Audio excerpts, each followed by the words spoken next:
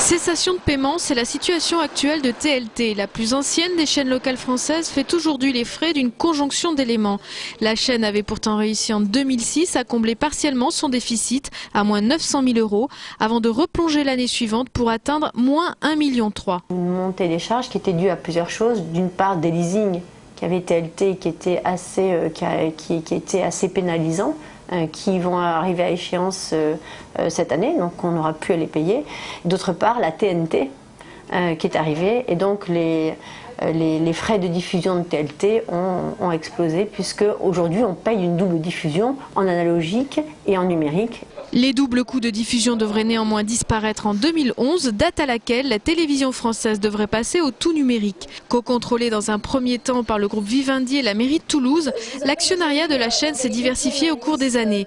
Depuis 3 ans, ils sont 5, la mairie, la Caisse d'épargne, la Dépêche du Midi, les laboratoires Fabre et le groupe Lagardère à parts égales. Les actionnaires privés ont décidé de ne pas remettre au pot ce qu'on appelle au pot, d'où cette situation de cessation de paiement. Les salaires n'ont pu être versés qu'à demi ce mois-ci, grâce à la direction générale qui a pris la trésorerie plus la quote-part de la mairie et qui a pu donner aux salariés ce qui leur était plus ou moins dû. Dans quelques jours, l'avenir de la chaîne toulousaine reposera entre les mains d'un mandataire désigné par le tribunal de commerce. C'est lui qui scellera le sort de la chaîne en décidant du redressement judiciaire ou de la liquidation.